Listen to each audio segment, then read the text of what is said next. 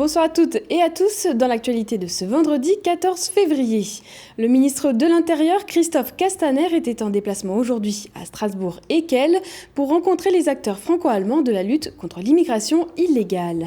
Le dernier conseil de l'Eurométropole de Strasbourg avant les élections municipales de mars s'est déroulé ce matin. Une dernière séance aussi pour le président Robert Herrmann qui quittera la vie politique à la fin de son mandat. Et puis c'est la journée des amoureux. Nous irons à la rencontre des couples et commerçants mulhousiens qui fêtent la Saint-Valentin aux couleurs de l'Alsace. Après plusieurs manifestations et alors qu'une infirmière a été tuée dans une unité psychiatrique des Deux-Sèvres hier soir, le personnel hospitalier tire la sonnette d'alarme. Ils étaient une trentaine à s'être mobilisés ce matin devant les locaux de l'Agence régionale de la santé à l'appel des syndicats. Les manifestants ont déposé des blouses blanches pour dénoncer la pénibilité de leurs conditions de travail et le manque de moyens dans les hôpitaux. Fanny Kunz est allée à leur rencontre. On manifeste contre la casse de l'hôpital, les baisses de budget, les fermetures de lits, le manque de personnel et tout ce qui nous amène à la ruine, parce que l'hôpital est géré comme une entreprise actuellement et c'est plus possible dans ces conditions-là. Le système de santé n'est pas en train de s'éteindre, le système de santé il est dévoyé vers le privé, puisqu'ils ont des surprimes, des primes et j'en veux et j'en passe. Donc aujourd'hui, on demande au ministère de faire tout simplement un effort, d'entendre les agents, quels qu'ils soient, et d'accepter qu'effectivement, la souffrance, on n'est pas venu pour ça. On est venu pour soigner, on n'est pas venu pour souffrir. Aujourd'hui, ce sont les difficultés de tous les hôpitaux.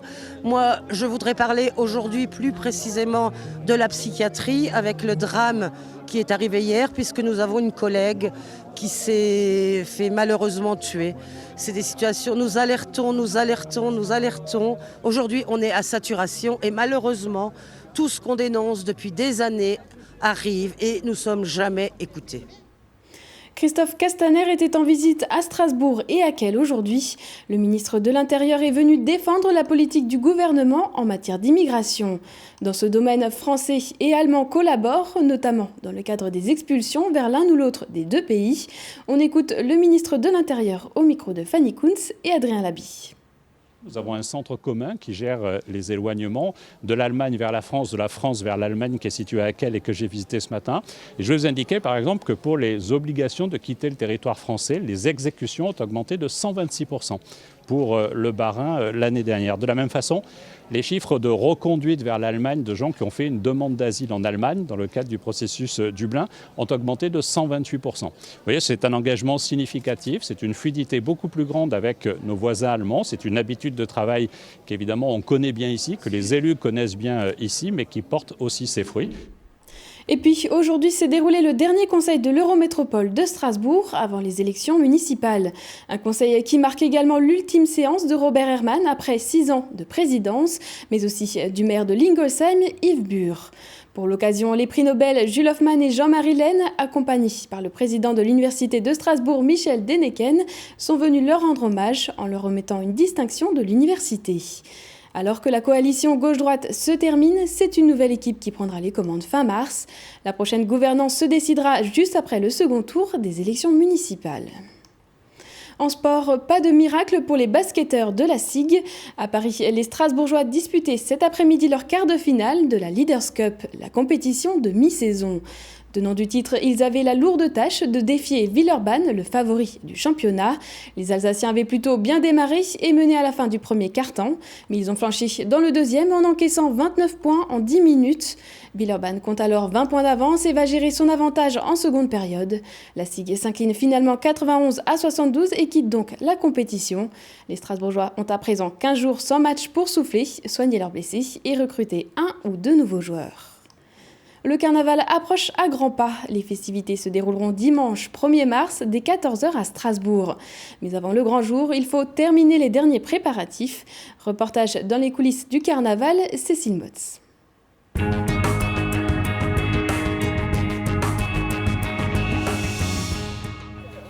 À l'abri des regards, dans un hangar, squelettes, poissons et hydres attendent patiemment leur heure. À 14h11 très précisément, le 1er mars, ces monstres géants prendront part à la cavalcade du carnaval de Strasbourg. Ne reste que l'un ou l'autre détail à peaufiner. Donc tu finis d'habiller la tentacule. C'est ça. Ouais. Et après Rime, elle passe la deuxième couche, c'est ça quoi. Et Rime passe... Ouais, avec la fourrure. Cette pieuvre est sortie tout droit de l'imagination de quelques jeunes de la protection judiciaire de la jeunesse. Cela fait un mois qu'ils travaillent sur le thème monstres, chimères et carabistouilles, une première pour eux. L'idée, c'est que, ça bouge un petit peu, parce que tout ça, en fait, ça va être posé au-dessus du char, sur le dessus du parasol, et donc ça va tourner. Et le fait que ça tourne avec ce métal-là, je ne sais pas si vous voyez, en fait, ça donne du ressort, hein, et donc ça la rend un peu vivante. En tout, une quarantaine d'éléments et engins prendront vie sous la houlette de l'association de plasticiens Arachnima. Après l'annulation de la précédente édition pour cause de mauvais temps, la majorité des chars construits l'année dernière seront de la partie, en plus de 4 nouveaux modulos. Les 4 nouvelles petites structures sont quasiment terminées, donc ce qu'on appelle les modulos, c'est des petits vélos qui vont bouger un peu plus que les grandes choses, les bilos. Là, on est en train de vérifier les constructions de l'an dernier, de les repeindre, de vérifier que tout fonctionne, de regarder la sécurité, etc. Il y a 5 personnes qui ont travaillé sur les constructions, donc c'est chaque fois des tempéraments différents, des idées différentes, des façons de travailler différentes. Il y a des gens qui sont plus branchés métal, construction, il y a des gens qui sont plus branchés récup, d'autres couleurs. Et bon, chacun a fait sa proposition et on a construit nos trucs un peu comme bon nous semblait, quoi. Cette année encore, les festivités ne s'inspirent plus de la tradition satirique rhénane, mais sont tournées vers les familles.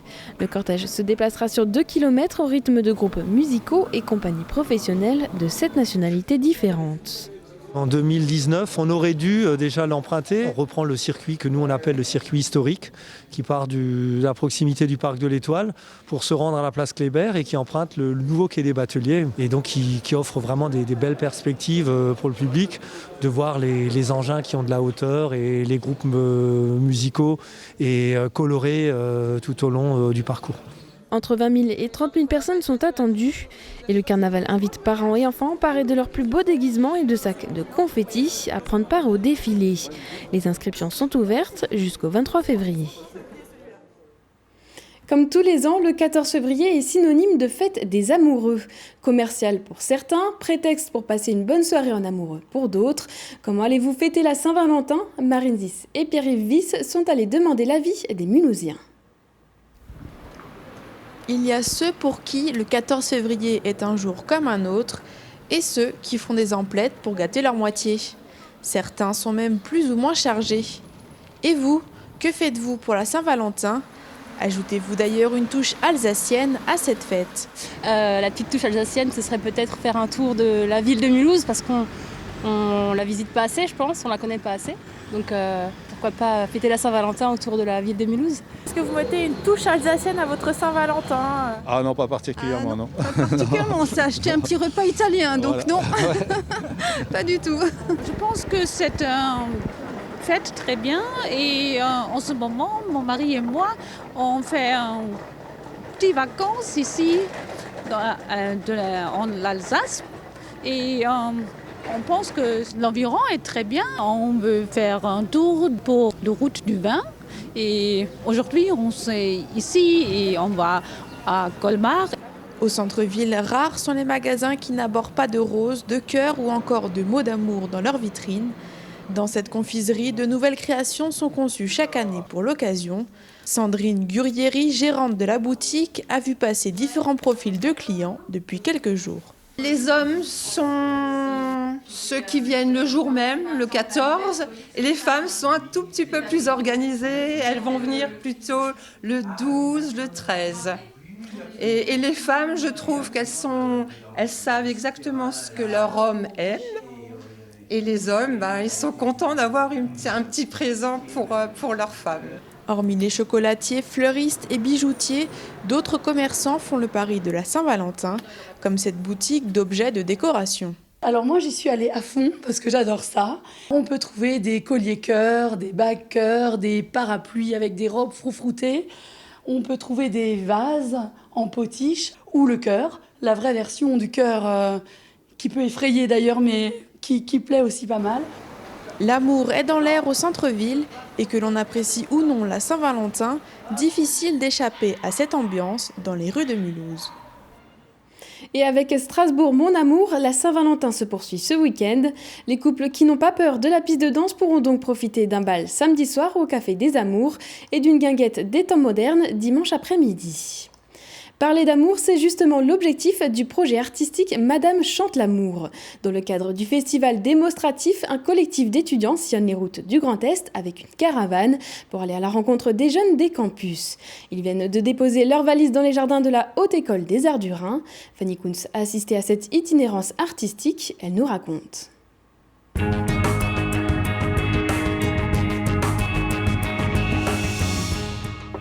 Donc c'est un acteur et il parle de la question du couple. Il y a le couple Sartre-Simone de Beauvoir, ça a de la gueule. Mais il y a le couple fusionnel qui est intéressant, il y a le couple normal. Comment tu vas chérie? T'as fait les courses, je redescends, ça peut être magnifique. Vous êtes d'accord déjà avec ce qu'il raconte ou ça vous semble un peu... L'idée est simple. Prenez une caravane douillette, un collectif d'étudiants à l'écoute, un peu de thé, du café, des plaids, mélangez le tout à la sauce flirt, désir et passion et vous obtiendrez Madame chante l'amour. Une aventure qui n'a rien de mielleux, bien au contraire. Ici on parle de tout, sans filtre, tant qu'on parle d'amour. La caravane nous permettait en fait de pouvoir circuler sur les routes beaucoup plus facilement, d'avoir une petite maison et surtout de créer un cocon. On a beaucoup de personnes qui nous parlent d'expériences difficiles où ils se sont un peu perdus de vue, ils se sont un peu oubliés. Et c'est un sujet qui revient beaucoup. Il y a la question de la pudeur aussi et du rapport social à l'amour. Chaque mot est pesé, on a des longs silences souvent dans les entretiens. On essaye de peser nos mots parce que c'est des sujets qui sont très intimes en fait. Donc c'est difficile de mettre des mots comme ça gratuitement. Autour de ces itinérances, Démonstratif, un festival des arts de la scène organisé par le collectif étudiant depuis 3 ans. Les témoignages récoltés durant les 4 prochaines semaines serviront à alimenter l'événement qui aura lieu au mois de mai sur le campus universitaire de Strasbourg. On va confier cette matière-là à un auteur qui s'appelle Guillaume Caillé, qui est l'auteur associé de notre festival cette année et qui va avoir pour mission d'écrire une fiction à partir de ces témoignages. Et l'idée première, c'est que le spectacle se donne dans la caravane.